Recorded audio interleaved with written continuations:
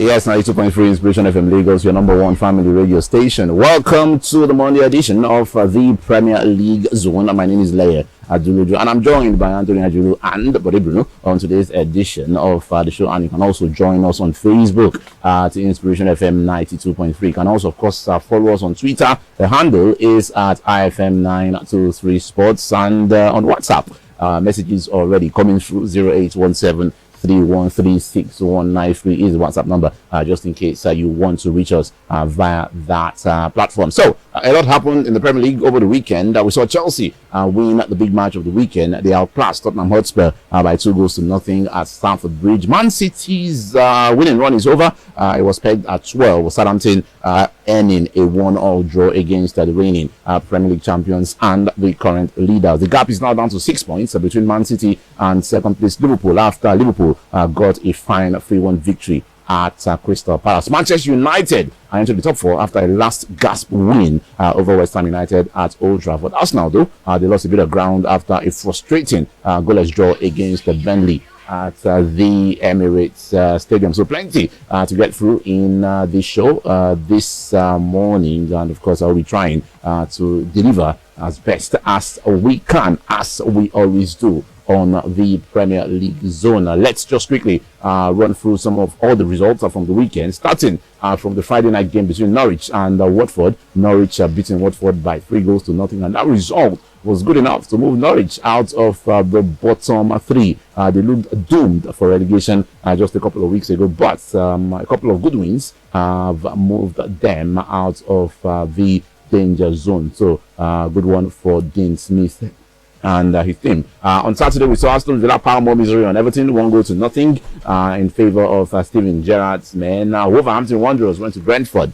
and won by 2-1. Newcastle United also breathed new life into their quest for survival. They went to Elland Road and beat Leeds United by 1-0. Manchester United took down West Ham United by 1-0, and then Southampton and Man City played out a goalless draw. And then on Sunday, Arsenal 0, Burnley 0, Crystal Palace 1, Liverpool 3, Leicester 1, Brighton and Hove Albion 1. Chelsea got a win over Tottenham Hotspur by 2-0, and that's where we are going to begin our review on the Premier League Zone today. Things were beginning to get a little bit dodgy for Chelsea in recent weeks, and it was beginning to bunch up in that race for the top four. There's still a lot of work to do if they are going to maintain their position in the top four, but they went a long way towards securing Champions League football next season with that performance and victory over Tottenham Hotspur. Hakim Ziyech, what a goal from Ziyech, and of course the second goal scored by Thiago Silva. Anthony, how good were Chelsea against Spurs on Sunday? They were very good, actually. They deserved 3 points. From the beginning, they were the ones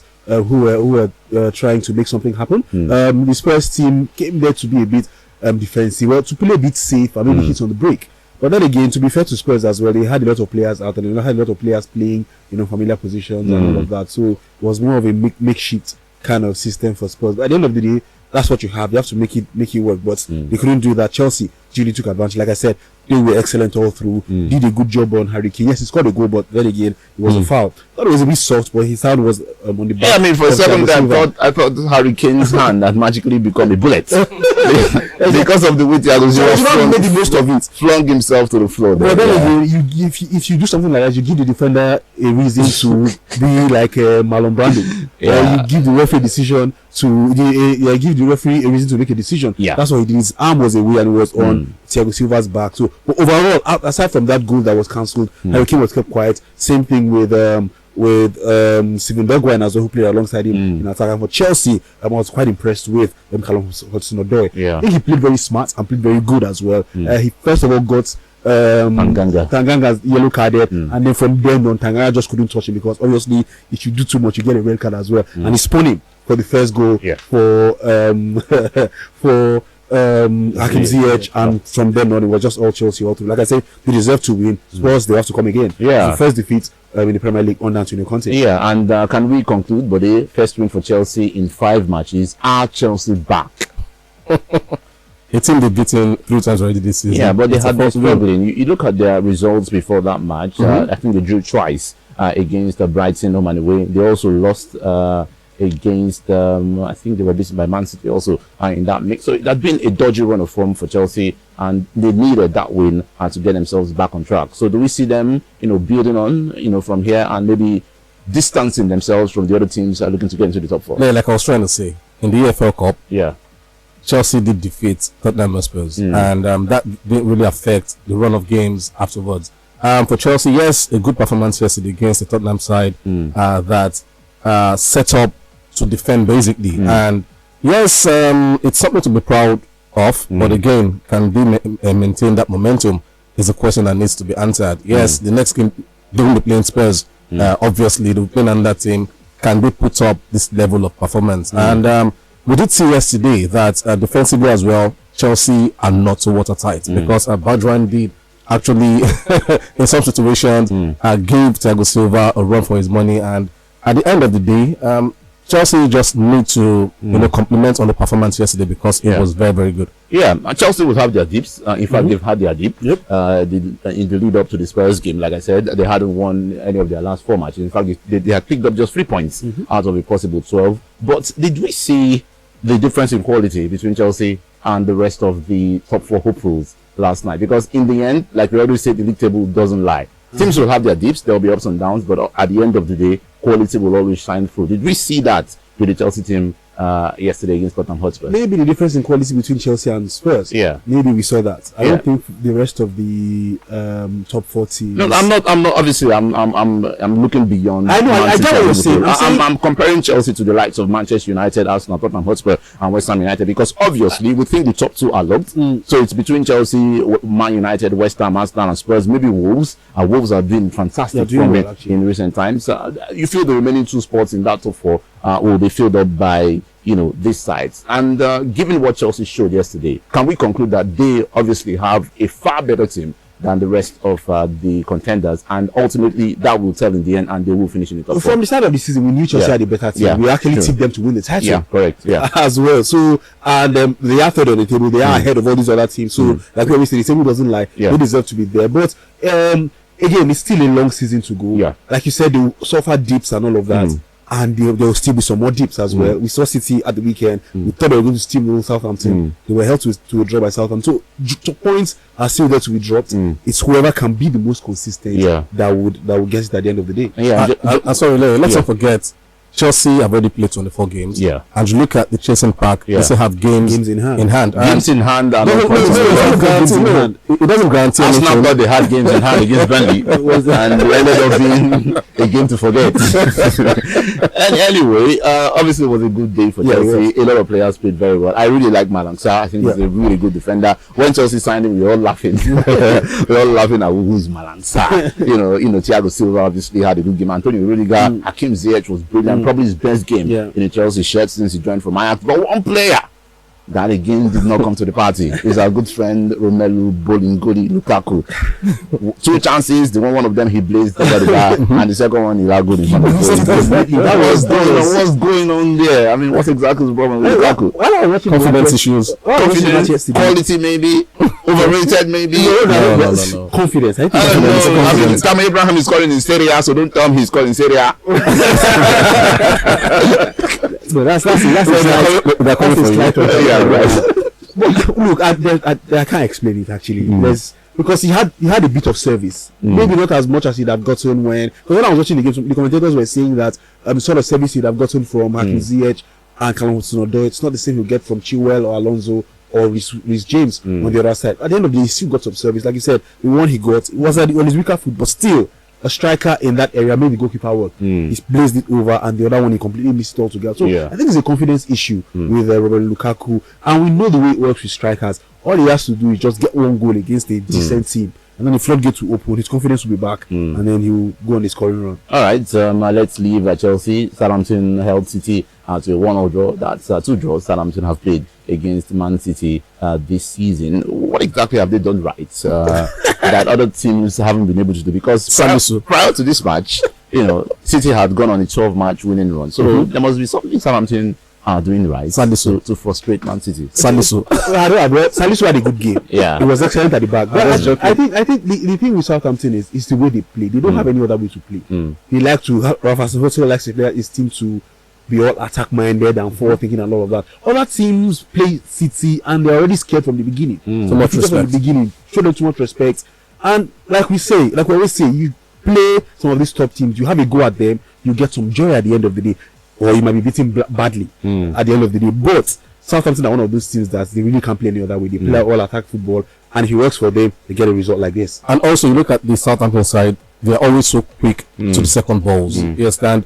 They lose it, try to win it back as soon as possible, and also they didn't give City too much space to operate basically, and that really worked for them. All right, so Liverpool are now 9 points behind City. I think I said 6 points in the morning. That was me calculating 3 points for Liverpool from their game in hand. But if they do win that game in hand, they will move within 6 points of Man City. Premier League title race still on, or just it might not be for City. They will still. I think still, if it goes to 6 points, then possibly still on. Yeah, because they still have to play each other. City still have to play a few other teams. Liverpool definitely still have to play a few other teams. So there's still, like I said, there's still points to be dropped. If Liverpool do lose their game in hand, then I think it's sort of. I think that game in hand will tell if there's a title race. Yeah. Or not. Remember, we are live on Facebook at Inspiration FM 92.3. You can also follow us on Twitter at IFM923 Sports, and you can send your message to WhatsApp 08173136193 is the WhatsApp portal. Let's move on very, very quickly to Manchester United against West Ham United. 1-0 it ended in favor of the Red Devils, and they are into the top 4 for the first time in a while. Interestingly, the guys that worked out that goal for them, I think it was Ronaldo to Martial to Cavani and to Rashford. I mean, they have riches going forward, Manchester United, don't they? So why exactly do they struggle to put teams like West Ham United, teams like Wolverhampton Wanderers, especially at home away? Like we've always said on the show, it's a case of teams that that maintain the low block and make it very, very difficult for United to create chances. Basically, a West Ham team will not come to Old Trafford and open up. They would always want to hit on the break, and for most parts of that game, that was what they tried at doing. I did feel that for Moyes, it could have been a bit brave, basically.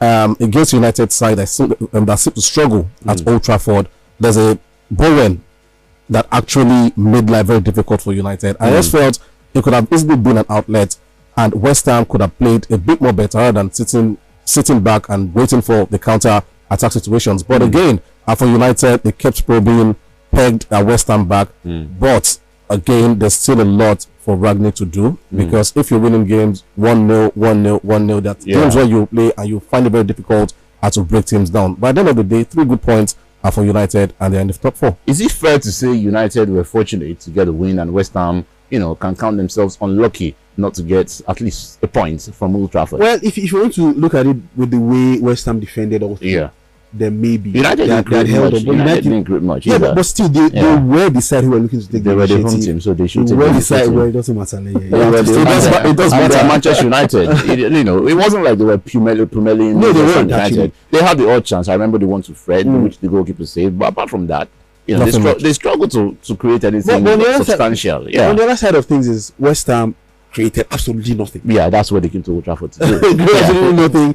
And if you don't create, you don't deserve to win a game. It's like Man City. It's like Man City saying or Liverpool at home, trying to justify a result by saying, West Ham did not create anything. They don't care about what West Ham create. They back themselves to create chances and put the chances away. But United aren't doing that.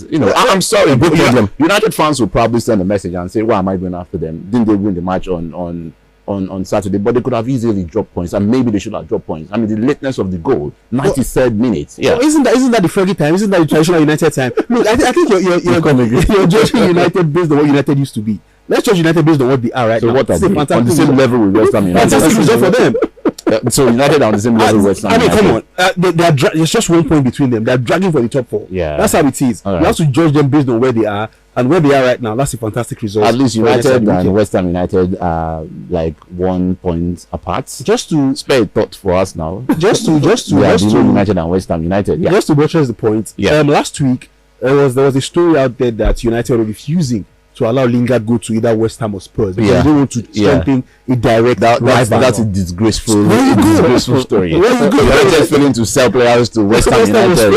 Because Lingard, not Ronaldo. That's why he's looking at Newcastle now, because they feel they're slowly strengthening. So United have basically admitted that their new rivals are West Ham United. So it's not Cavani, it's not Ronaldo. Jesse Lingard. They don't want to sell Jesse Lingard to West Ham United because they are afraid that they will be strengthening the top four rival. Manchester United. Come on. Anyway, Arsenal. Game in hand FC. What happened against Burnley? I mean, it's Burnley, so come on, it's Arsenal. They should beat Burnley at home, shouldn't they? What is this that you guys? The other, you say it's West Ham.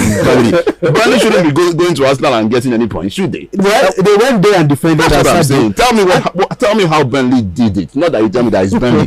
It's an anomaly for Burnley to go to the Emirates and get a point, isn't it? Or Arsenal now on the same level with Burnley? Well, maybe not, but the odd result like that can come from a game like that. Burnley are 20th on the table. And Arsenal are what on the table? Arsenal are 5th or 6th. And they have not won in the last what? How many matches across the competition? No, we are talking about it's 4 matches now. This is the Premier League zone, not the all competition zone. Arsenal, prior to that match, their only defeat in their last 4, I believe, was against Man City, which is understandable and excusable. Before that, they had gone on a 4 match winning one, I believe, in the Premier League. So they should be handling a team placed at the bottom of the table with relative comfort, right? Yes, they should. And the major problem Arsenal faced yesterday was the fact that rather than have the ball played on the ground, they were launching the long balls, and that made it was very, very easy for the Burnley defenders to defend long balls against Burnley. Those long balls. They weren't just playing smart. And again, I think Mikel Arteta has got to go into the market to get a proper midfielder, because it was lacking yesterday. I don't understand. No, seriously. If Arsenal are blessed in any position, Emil Smith Rowe, Martin Odegaard. Come on, you want them to buy my a proper creative midfielder. Emil Smith Rowe fits the bill, I think. Martin Odegaard does it. And in fact, he even plays the two of them together. In that central midfield. There's no creativity there. So I don't know what they're talking about. Maybe they are just low budget players. Understand? Maybe they are not at the level of breaking into the top 4 in the Premier League. Maybe not. Anyway, Arsenal drew against Burnley, unfortunate for them, 0-0. And why does Mikel Arteta always like to fight? I don't understand. I don't get it. This coaching thing is not that hard now, right?